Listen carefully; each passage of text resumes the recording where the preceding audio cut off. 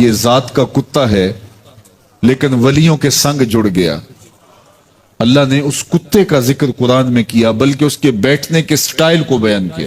وَكَلْبُهُمْ بَاسِطٌ ذِرَاعَيْهِ بِالْوَسِيدِ, ان کا کتا غار کے دھانے پہ اپنے بازوؤں کو پھیلا کے بیٹھا ہے.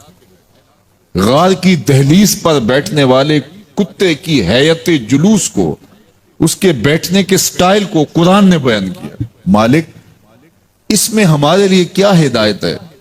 ایک کتے کے بیٹھنے کے سٹائل کو تو بیان کر رہا ہے, اس کی حیت جلوس کو بیان کر رہا ہے, انداز نشست کو بیان کر رہا ہے. تو قرآن تو سراپا ہدایت ہے, تو اس میں ہمارے لیے کیا ہدایت ہے؟ کہا یہی تو بتانا چاہتا ہوں کہ ذات کا کتا بھی ہو, سنگ نیکوں کے جڑ جائے تو وہ قابل ذکر ہو جاتا ہے, اور اگر تم میرے ولیوں سے جڑ جاؤ گے پھر تمہارا مرتبہ کیا؟ یہاں تو کتے جڑ جائیں تو قابل ذکر ہوتے ہیں.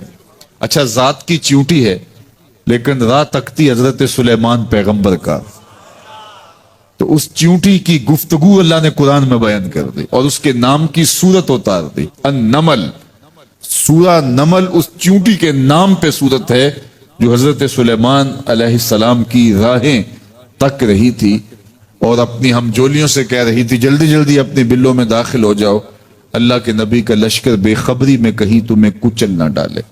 اور حضرت سلیمان نے اس چیونٹی کی بات کو سنا, فَتَبَسَّمَ ضَاحِكًا مِّن قَوْلِهَا, اور مسکرا بھی پڑے. تو چیونٹی بھی ہو, گھوڑے بھی ہوں, کتے بھی ہوں, لیکن جب اچھے لوگوں کے سنگ جڑ جائیں, نسبت بلند ہو جائے تو وہ قابل ذکر ہو جاتے ہیں.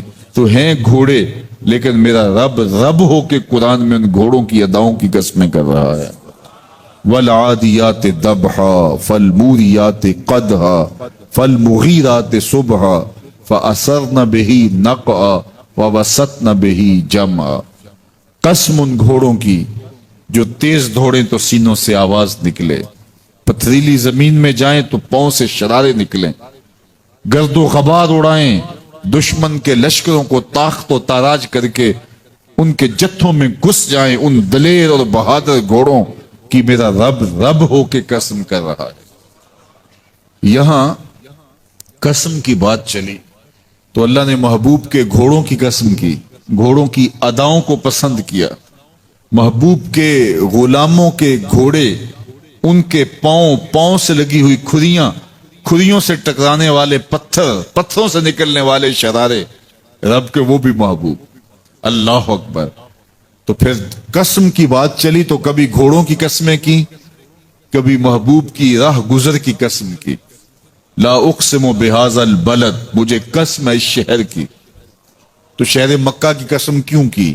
وہاں کعبۃ اللہ ہے, مقام ابراہیم ہے, چاہے زمزم ہے, صفا و مروہ ہے, مزدلفہ ہے, منا ہے, عرفات ہے, قدم قدم انوار کی برستی برکھا ہے, مطاف ہے, حتیم ہے, مستجاب ہے, مستجار ہے, ملتزم ہے, باب کعبہ ہے, سقف بیت اللہ ہے, قدم قدم پہ انوار برس رہے ہیں. شاید میرے رب نے قسم اس لیے کی ہو, شاید قسم اس لیے کی ہو, لیکن میرا رب کہتا ہے لا اقسم بہذا البلد, مجھے قسم ہے شہر کی, یعنی شہر مکہ کی. کیوں؟ یہاں کعبۃ اللہ ہے, یہاں مقام ابراہیم ہے, یہاں مزدلفہ ہے, منا ہے, عرفات ہے. کیوں قسم؟ وَأَنْتَ حِلٌّ بِهَذَا الْبَلَدِ, محبوب اس شہر کی گلیوں نے تیرے قدم چومے. اے انت مقیم فی هذا البلد, امام قرطبی نے اس کا مفہوم بیان کیا. محبوب آپ کی اقامت اس شہر میں ہے, آپ کے سانسوں کی خوشبو سونگی ہے شہر کی فضاؤں نے, اس لیے مجھے شہر کی قسم کہ محبوب یہاں تم جو رہتے. اللہ اکبر. تو محبوب کے شہر کی قسم کی. والعصر, محبوب کے زمانے کی قسم کی. والضحیٰ, محبوب کے چہرے کی قسم کی.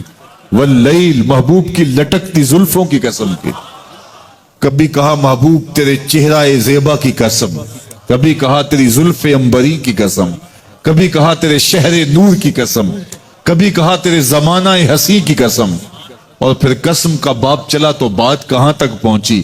محبوب نہ صرف تیرے شہر کی قسم, نہ صرف تیری گلیوں کی قسم, نہ صرف تیرے چہرہ زیبا کی قسم, نہ تیری زلف نور کی قسم, نہ تیرے عہد زرعی کی قسم. محبوب تیری قسم تو ہے ہی تیرے غلاموں کے گھوڑوں کے پاؤں سے لگی ہوئی کھریوں کے ٹکرانے سے جو شرارے اڑتے ہیں، میں خدا ہو کے ان شراروں کو بھی پسند کرتا ہوں اور ان گھوڑوں کی بھی قسمیں کرتا ہوں۔ یہ قرآن ہے نا، والعادیات ضبحا، قسم ہے محبوب تیرے غلاموں کے گھوڑوں کی۔ اللہ اکبر، قسم ہے ان کے سینوں سے نکلتی آواز کی، قسم ہے ان کے پاؤں سے نکلتے ہوئے شراروں کی، قسم ہے ان کی خوبصورت اداؤں کی، ان اداؤں والوں گھوڑوں کی قسم۔ اللہ اکبر، یہ قسمیں کرنے کے بعد جواب قسم کیا ہے؟ دیکھیے میں یہاں بیٹھا ہوں اور میں گفتگو کے آغاز پہ ہی قسمیں اٹھانا شروع کر دوں۔ مجھے قسم ہے رب کعبہ کی، مجھے قسم ہے عرش الہی کے مالک کی، مجھے قسم ہے زمین و آسمان کے خالق کی، تو قسموں پہ قسمیں کرتا جاؤں تو جو مجھے غور سے سننے کا عادی نہیں بھی ہے تو وہ بھی متوجہ ہو جائے گا اور سننے کے لیے بے چین ہو جائے گا کہ حضرت قسموں پہ قسمیں اٹھائے جا رہے ہیں، کوئی بات ہے آج؟ تو میرا رب رب ہو کے قسمیں کر رہا ہے۔ تو اس کے بعد جواب قسم کیا ہے؟ تو کان کھڑے ہو گئے، روحوں میں پیاس بڑھ گئی اور سماعتیں بچھ گئی کہ میرے مالک تو قسموں پہ قسمیں کر رہا ہے، کبھی گھوڑوں کی اداؤں کی قسمیں، کبھی ان کے سینوں سے نکلتے ہوئے جو ہے وہ اس مہیب آواز کی قسمیں، کبھی پاؤں سے اڑتے ہوئے شراروں کی باتیں، اور کبھی ان کے پاؤں سے اڑتی ہوئی دھول کی کہانیاں۔ تو قسم پہ قسم، اور قسمیں بھی گھوڑوں کی، تو کوئی بات ہوگی۔ تو ایک دم کان کھڑے ہو گئے تو جواب آیا، ان الانسان لربہ لکنود، بے شک انسان اپنے رب کا ناشکرا ہے، انسان اپنے رب کا ناشکرا ہے۔ قسمیں گھوڑوں کی ان کی اداؤں کی اور ناشکرا حضرت انسان کو کہا۔ یہ کتنی لطیف چوٹ تھی جو حضرت انسان کو ماری گئی۔ یا اللہ، ہمیں ناشکرا کہنا تھا تو کہیں اور مقام پہ کہہ لیا جاتا۔ گھوڑوں کی تو قسمیں کرے اور ہمیں ناشکرا کہے، گھوڑوں کی قسمیں ہو رہی ہوں اور انسان کو ناشکرا کہا جائے، انسان کو ناشکرا کہنا تھا تو کسی اور موقع پہ کہہ لیا جاتا۔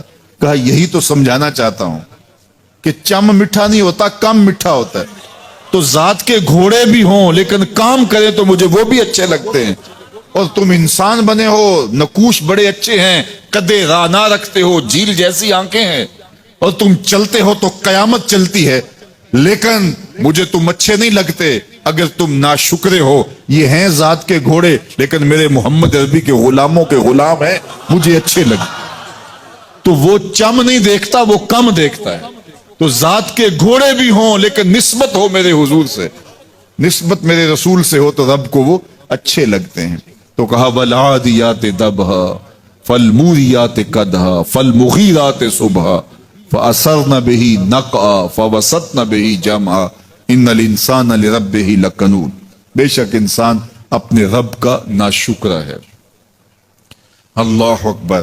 پھر فرمایا وَإِنَّهُ عَلَىٰ ذَلِكَ لَشَهِيدٌ، اس پر کسی دلیل کی ضرورت نہیں ہے کہ یہ ناشکرا ہے، یہ خود اس کا گواہ ہے۔ ذرا اپنے اندر اتر کے دیکھے کہ یہ کھڑا کہاں ہے، یہ کس قدر نعمتیں پانے کے باوجود شکوے کی زبان کھولے رکھتا ہے۔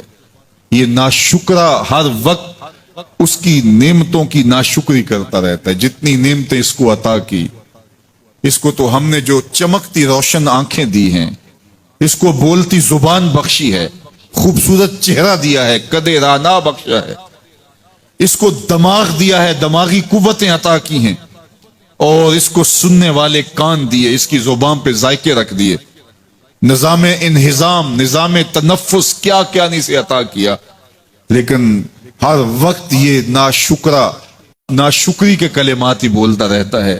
میرے پاس یہ بھی نہیں، یہ میرے پاس یہ بھی نہیں، میرے پاس یہ بھی نہیں۔ دیکھیں اس کے پاس کیا کیا اس کے مالک نے عطا کیا ہے۔ تو یہ ہر وقت ناشکری، اور پھر جوں ہم قیامت کے قریب ہوتے چلے جا رہے ہیں، ناشکری بڑھتی چلی جا رہی ہے۔ میں کوئی بہت لمبی عمر نہیں رکھتا، لیکن مجھے آج سے 35 سال پہلے کے حالات کی ہوش ہے، اور جو میرے سے زیادہ عمر میں ہیں وہ اس سے پہلے کے حالات جانتے ہیں۔ تو میرا بنیادی طور پہ ایک دیہات سے تعلق ہے، تو میں اچھی طرح جانتا ہوں کہ لوگوں کے پاس جو آج کچھ ہے وہ آج سے 35-40 سال پیچھے نہیں تھا۔ بالخصوص دیہاتوں کے اندر لوگوں کے پاس 1 یا 2 جوڑے ہوتے تھے اور انہیں بار بار پہنتے تھے۔ کسی شادی یا بیاہ کے موقع پہ جانا ہوتا تو بعض اوقات کسی سے وہ لباس یا جوتے مانگ کے لے کے جاتے.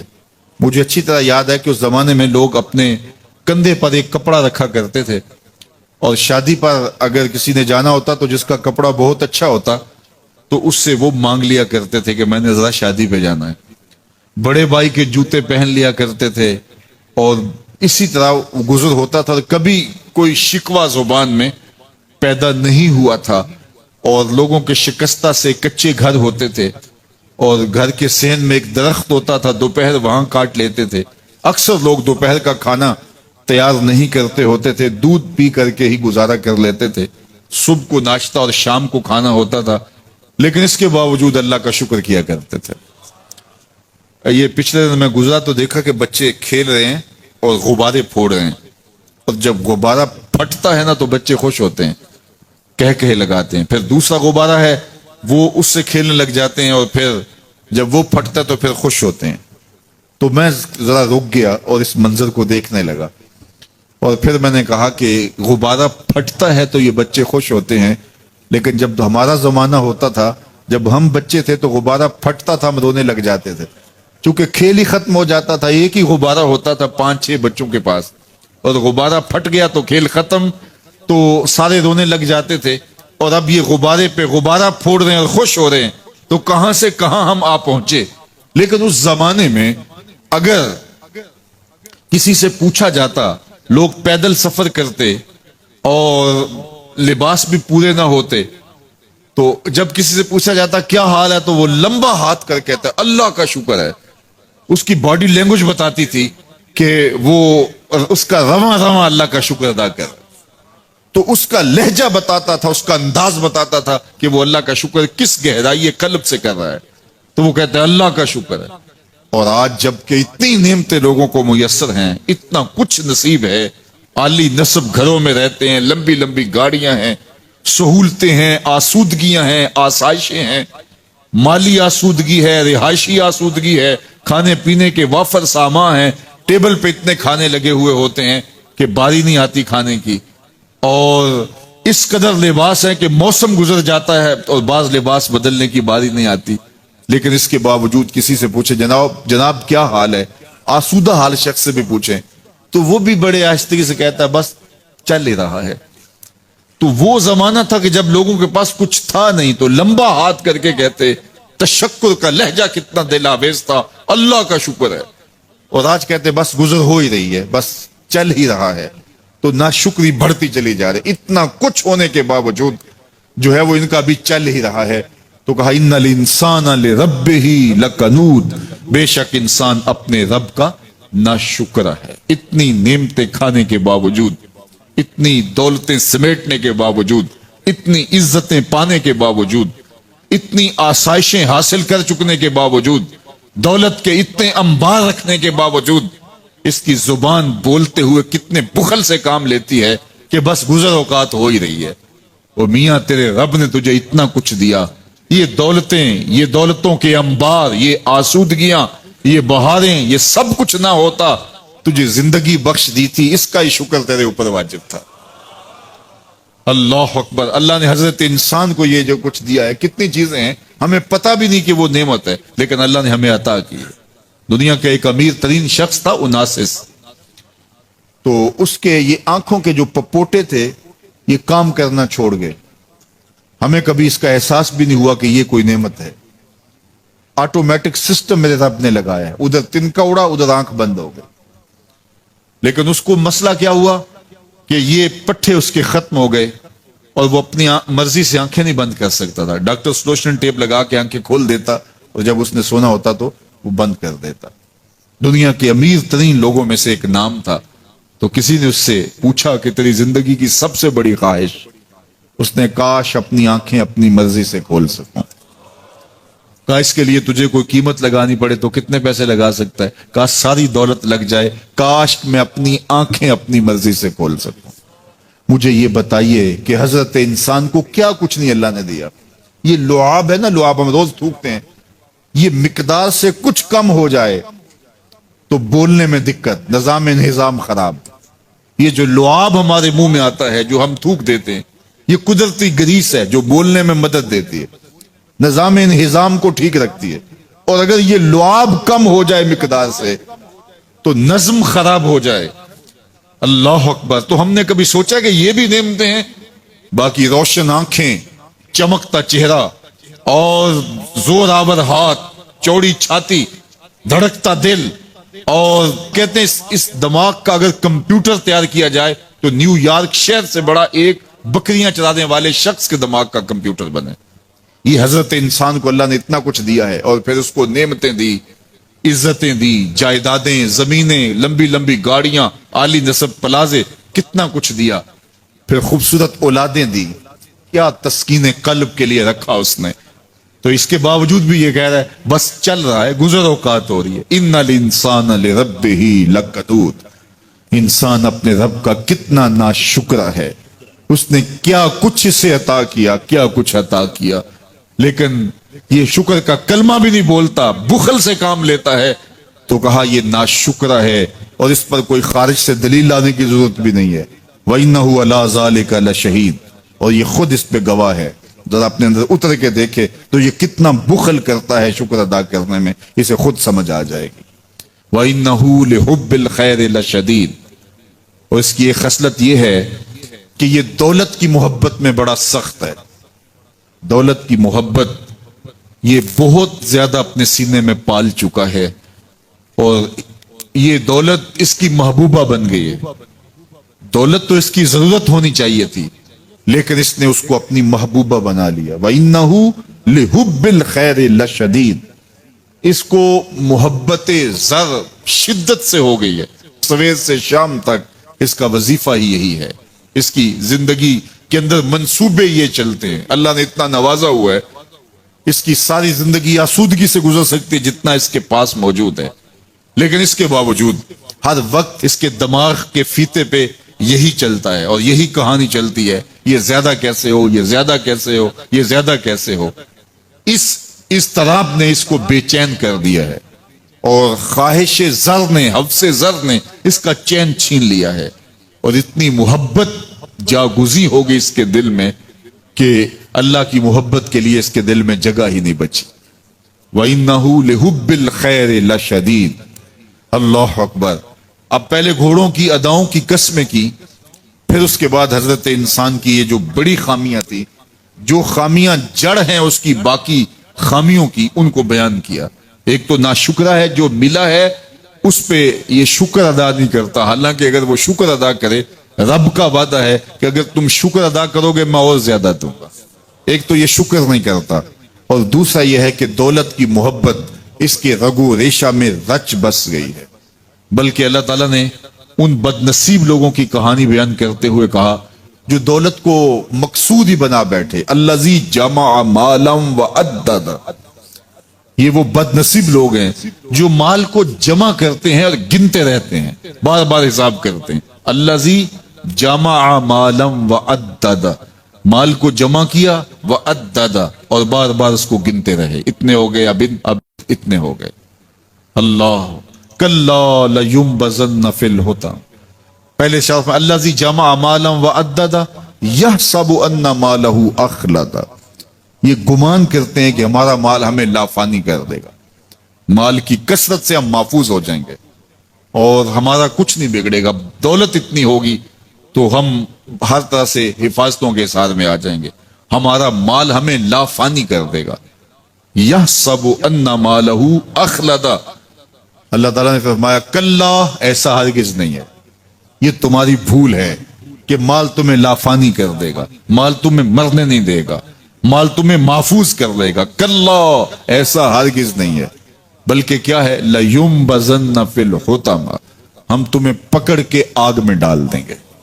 لَيُنبَذَنَّ کے لفظ پہ اگر غور کیا جائے تو عربی میں جب ان کا جوتا پرانا ہو جاتا تو پرانا جوتا جب پہننے کے بھی قابل نہ رہتا تو اس کو اتار کے ایسے حقارت سے پہنتے اور اس کے لیے لفظ استعمال کرتے، نبذت النال، میں نے جوتا پھینک دیا، وہ جوتا جو پاؤں میں ڈالنے کے بھی قابل نہ رہے اور اتنا پرانا ہو جائے کہ اس کو اب جو ہے وہ مزید مرمت بھی نہ کروانا ممکن ہو، تو اس کو پھر پھینکا جاتا ہے اور پھر اس کو وہ حقارت سے پھینکتے ہیں اور وہ جوتا چلتے ہوئے تنگ کرتا ہے تو پھر اس کو اتار کے حقارت سے رب پھینک دیتے ہیں، تو اس کے لیے لفظ بولتے ہیں نبست النال، میں نے جوتا پھینک دیا، حقارت سے پھینکنے کو نبز کہتے ہیں۔ اور یہی لفظ اللہ تعالیٰ جل شانہ نے فرمایا کلا لینبذن فی الحطمہ، اے اہل عرب جس طرح تم جوتا پرانا حقارت سے پھینکتے ہو، ہم حقارت سے تمہیں آگ میں ڈال دیں گے۔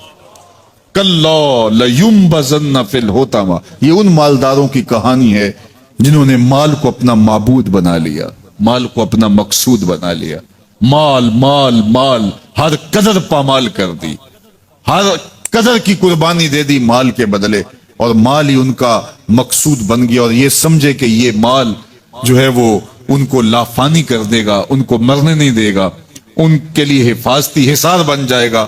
کلا لینبذن فی الحطمہ وما ادراک ما الحطمہ، اللہ فرماتا ہے جانتے ہو جس حطمہ میں، جس آگ میں تمہیں ڈالا جائے گا وہ آگ کیا ہے؟ مل حطمہ، کیا تمہیں پتا ہے وہ حطمہ کیا ہے؟ پھر خود فرمایا نار اللہ الموقدۃ التی تطلع علی الافئدہ، یہ اللہ کی جلائی ہوئی آگ ہے جو دل کھا جائے گی، جو کلیجے چاٹ جائے گی۔ تو حب زر، یہ حب دولت اور حب دنیا، یہ تمام برائیوں کی جڑ ہے۔ تو اس لیے اپنے اندر سے محبت زر کو نکالنے کی کوشش کیجئے اگر کہیں آپ کو داخل ہوتی محسوس ہو رہی ہے، اور حب دولت کو نکالنے کے لیے زکوٰۃ صدقات اسلام نے ہمیں یہ نظم دیا۔ اقبال نے کہا تھا حب دولت تلف می سازت زکوٰۃ، زکوٰۃ حب دولت کو زائل کرتی ہے، جب اللہ کی راہ میں لٹاؤ گے تو اس سے کم بھی نہیں ہوگا۔